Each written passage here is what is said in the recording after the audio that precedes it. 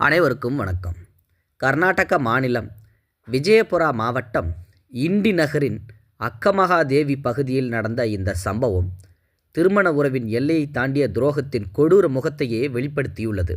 கடந்த செப்டம்பர் 1ஆம் தேதி நள்ளிரவில் நடந்த இந்த கொலை முயற்சியில் 29 வயதான சுனந்தா புஜாரி என்ற பெண் வாட்டசாட்டமான தோற்றம், எடுப்பான அழகுகள், பார்த்தவுடன் சுண்டி இழுக்கும் முக வசீகரம் என அழகு ராணி போல தோற்றமுடையவள். ஆனால் உள்ளத்தில் அவள் ஒரு அசிங்க ராணியாகத்தான் இருந்திருக்கிறாள். தனது கள்ளக்காதலன் குட்டப்பா கட்டக்கேரியுடன் சேர்ந்து தன்னுடைய கணவர் பீரப்பா பூஜாரி வயது 36 கொல்ல முயன்றுள்ளார். அதிர்ஷ்டவசமாக பீரப்பா உயிர் தப்பிய நிலையில் போலீசார் சுனந்தாவை கைது செய்துள்ளனர். குட்டப்பாவை தலைமறைவாக்கி சமூக வலைத்தளத்தில் வீடியோ வெளியிட்டு சுனந்தாவையே குற்றம் சாட்டியுள்ளார். விவசாயியான பீரப்பா மனைவி சுனந்தா மற்றும் 2 குழந்தைகளுடன் இண்டி நகரில் வாடகை வீட்டில் வசித்து வந்தார். கடந்த 2.5 ஆண்டுகளாக சுனந்தா குட்டப்பா இடையே தகாத உறவு நீடித்து வந்ததாக சொல்லது. அவர்களது நிலங்கள் அருகருகே இருந்ததால் பழக்கம் ஏற்பட்டுள்ளது. ஒரு கட்டத்தில் இது திருமணம் தாண்டிய உறவாக மாறியது. விவசாய நிலத்தில் யாரும் இல்லாத நேரம் பார்த்து இருவரும் கள்ளத்தனமாக வீட்டுக்குள் விவசாயம் பார்த்து வந்துள்ளனர். தன்னுடைய உடலுறவு வெறியை அடக்க முடியாமல் வறண்டு போய் கிடந்த சுனந்தாவின் காய்ந்த நிலத்தில் நீர் பாய்ச்சி விவசாயம் செய்து வந்திருக்கிறார் குட்டப்பா.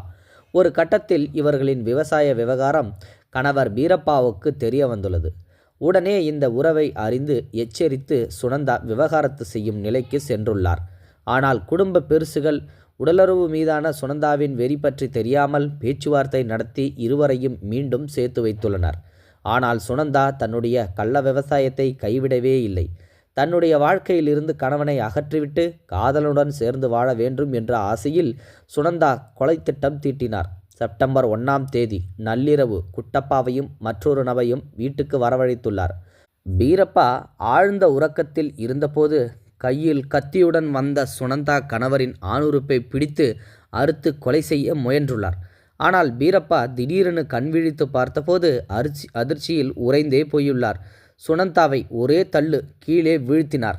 கீழே விழுந்த சுனந்தாவை தள்ளிவிட்டு குட்டப்பா அவரது மார்பில் ஏறி அமர்ந்து கழுத்தை நெரித்தார். மற்றொருவர் கால்களை பிடித்து அடக்கி ஆணுறுப்பை கைகளால் தாக்கி நிலைகுலைய செய்ய முயன்றனர். சுனந்தா அருகில் நின்றுவிட்டு விடாதே, கொன்றுவிடு என்று கட்டளையிட்டதாக பீரப்பா கூறியுள்ளார்.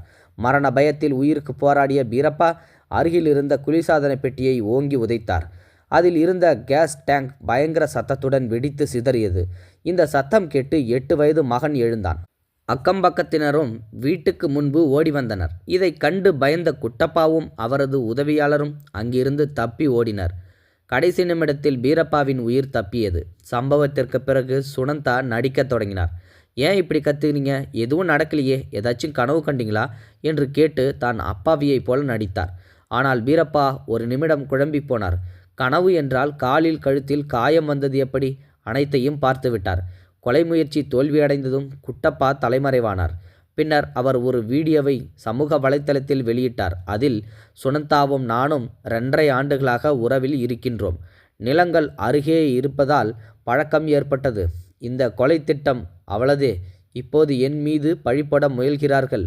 நான் போலீசில் முழு உண்மையை சொன்னாலும் சட்டம் பெண்களுக்கு சாதகமாக இருப்பதால் நம்ப மாட்டார்கள். எனவே என்று கூறி வீடியோவை வெளியிட்டார். அடுத்த நாள் காட்டுப்பகுதி மரக்கிளை ஒன்றில் குட்டப்பா சடலமாக லுங்கியில் தொங்கினார். பீரப்பாவின் புகாரின் பேரில் இண்டி போலீசார் வழக்கு பதிவு செய்து சுனந்தாவையும் கைது செய்தனர். குட்டப்பாவையும் தேடி வருகின்றனர். விஜயபுரா எஸ்பி லக்ஷ்மண் நிம்பர்கி நேரடி கண்காணிப்பில் விசாரணை நடக்கிறது. இந்த சம்பவம் உள்ளூரில் பெருத்த அதிர்ச்சியை ஏற்படுத்தியுள்ளது. திருமண உறவில் நம்பிக்கை துரோகம் எந்த அளவுக்கு கொடூரத்தை ஏற்படுத்தும் என்பதற்கு இந்த சம்பவம் ஒரு உதாரணம். சுனந்தாவின் பலே திட்டம் தோல்வியடைந்தாலும் அது ஒரு குடும்பத்தை சிதைத்து விட்டது. இது போன்ற சம்பவங்கள் தொடர்ந்து நடப்பது சமூகத்தில் பெரும் கவலையை ஏற்படுத்தியுள்ளது. போலீசார் மேலும் விசாரணையை நடத்திதான் வருகின்றனர். இந்த வீடியோ பற்றின கருத்துக்களை மறக்காமல் கமெண்ட் பாக்ஸில் சொல்லுங்கள். முடிந்தளவுக்கு இந்த வீடியோவை மற்றவங்களுக்கு ஷேர் பண்ணிவிடுங்க. தேங்க்ஸ் ஃபார் வாட்சிங். இது போன்ற செய்திகளை உடனுக்குடன் நீங்கள் தெரிந்து கொள்ள மறக்காமல் எங்களுடைய சேனலை சப்ஸ்கிரைப் செய்யவும், கூடவே பக்கத்தில் வரும் பெல் ஐக்கானையும் கிளிக் செய்யவும்.